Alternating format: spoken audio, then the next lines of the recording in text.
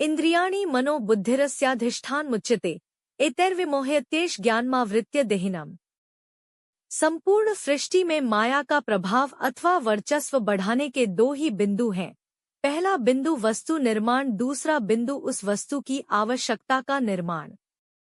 वस्तु अर्थात अध्यास के निर्माण के लिए जिस आधार का उपयोग होता है उसे अधिष्ठान कहते हैं, और वस्तु को अध्यास।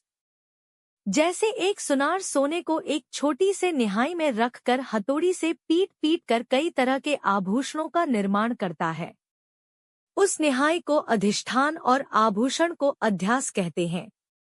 इसी तरह मनुष्य में कामनाओं का निर्माण ज्ञानेंद्रिया, जिनसे मन को इस संसार के अलग अलग विषयों का ज्ञान होता है, जैसे आंखों से रूप रंग आदि का, कानों से ध्वनि शब्दों आदि का, त्वचा से स्पर्श का, रसना इंद्री से रस अर्थात स्वाद आदि का, घ्राण इंद्री से सुगंध आदि का जो भी ज्ञान इंद्री ग्रहण करती है वह मन में प्रेषित कर देती है, और मन उस ज्ञान को अपनी इच्छा सहित,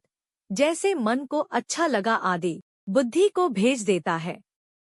यही तीनों मिलकर आवश्यकता रूपी कामना अथवा इच्छा का निर्माण करते हैं,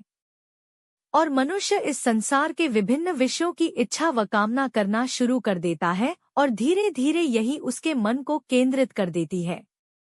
अर्थात उन पर ही मनुष्य का मन केंद्रित हो जाता है, और मनुष्य ईश्वर के दिव्य ज्ञान से अपने मन को हटाकर सृष्टि के विषयों की प्राप्ति व सुख के लिए अपना दिव्य और अनमोल जीवन का एक एक क्षण लगा देता है।